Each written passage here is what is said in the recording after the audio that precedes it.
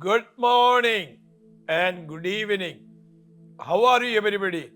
നിങ്ങൾ എല്ലാവരും സുഖമായിരിക്കുന്നെന്ന് വിശ്വസിക്കുന്നു. പ്രഭാതവന്ദനവും സന്ധ്യാവന്ദനവും. Hope you all are doing well. നമ്മുടെ ജീവിതത്തിൽ ദൈവിക വാഗ്ദത്തങ്ങളെ നാം മുറുകെ പിടിക്കുകയാണ്. We have to hold the promises of God firmly in our life. റോമാലേഖനം 4-ാം അധ്യായം അതിന്റെ 20-21 പഠിക്കുമ്പോൾ When we study the epistle of Romans chapter number 4 verse number 20 and 21, അബ്രഹാമിനെ കുറിച്ച് അവിടെ പറയുന്നത്, there the Bible speak about Abraham, Abraham വാഗ്ദത്തങ്ങളിൽ സംശയിക്കാതെ വിശ്വസിച്ചു.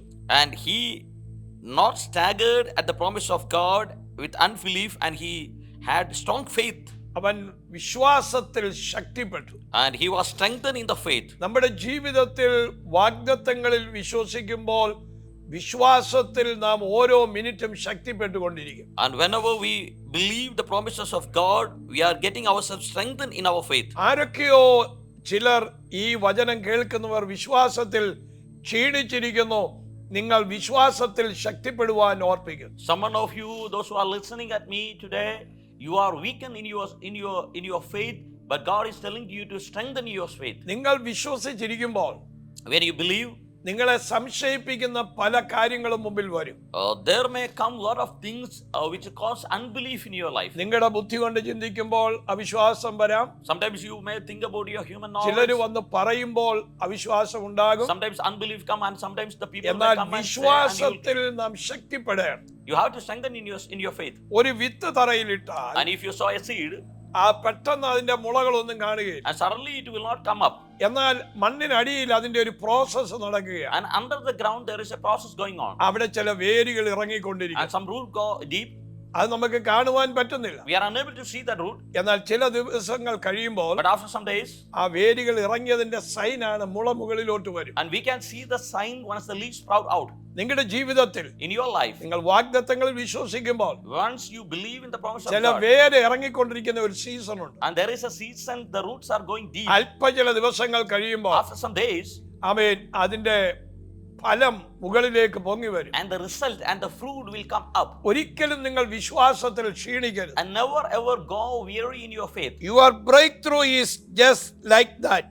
നിങ്ങളുടെ വിടുതലും അതുപോലെ തന്നെയാണ്. You may not see it right now. ഇപ്പോൾ ഒരുപക്ഷേ നിങ്ങൾ കാണുന്നില്ലായിരിക്കാം, പക്ഷേ നിങ്ങൾ താമസിയാതെ കാണാൻ പോകും. but you are going to see the result of that promise very soon. There is deepening of the faith in waiting.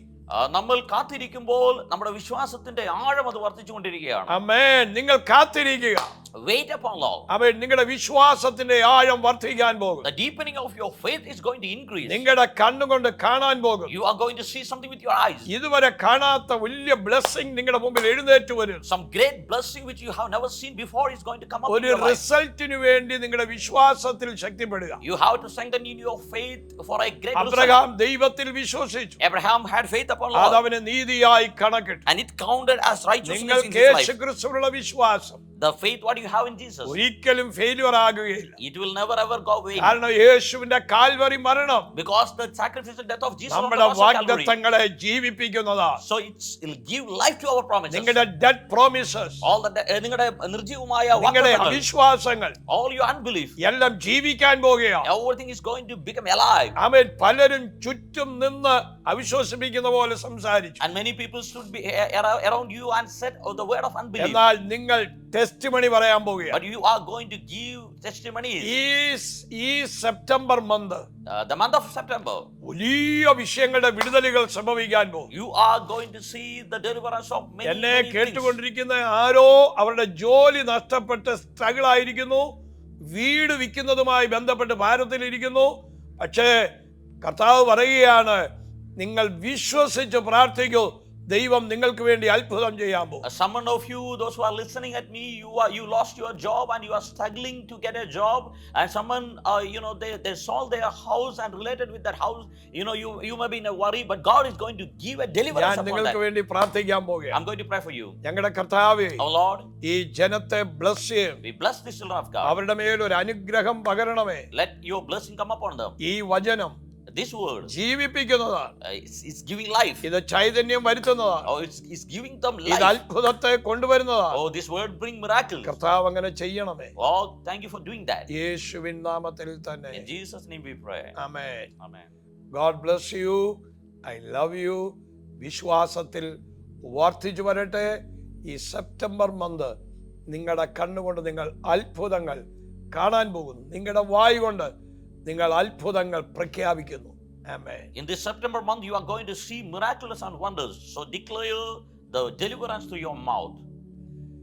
ഈ സെപ്റ്റംബർ 12, 13, 14 ഈ ദിവസങ്ങളിൽ മെലേക്കിൽ വെച്ച് മെലേക്ക് കോൺഫറൻസ് നടത്തപ്പെടുന്നു. നിങ്ങൾ താല്പര്യമുള്ളവർ വന്ന് അതിൽ അറ്റൻഡ് ചെയ്യുവാൻ ഓർപ്പിക്കുന്നു. നിങ്ങളുടെ ജീവിതത്തിൽ വലിയൊരു മാറ്റവുമായി കർത്താവ് നിങ്ങളെ അയക്കും. നിങ്ങളുടെ വിഷനിലേക്ക് നിങ്ങൾക്ക് എത്തിച്ചേരുവാൻ ദൈവം ഇടയാക്കും. This September 12, 13 and 14, we have a conference in our Malay campus. So please come and attend this conference. Mightily, God will take you to your callings. It's going to be a mighty breakthrough in your life. ദൈവത്തിന്റെ എല്ലാ പദ്ധതികളും സഡനാണ്. And all the plans of God are very sudden. പത്രോസിനെ പെട്ടെന്ന് സഡനായി തിരിച്ചു. And God turned Peter പൗലോസിനെ suddenly. സഡനായി തിരിച്ചു. Suddenly a transformation happened in Moses' life. മോസസിനെ സഡനായി തിരിച്ചു. The same happened in Moses' life as well. അങ്ങനെ ഓരോരുത്തരെയും സഡനായി തിരിക്കുകയായി. And God is bringing transformation suddenly. ഇത് നിങ്ങളുടെ season. It's your season. Amen. Amen.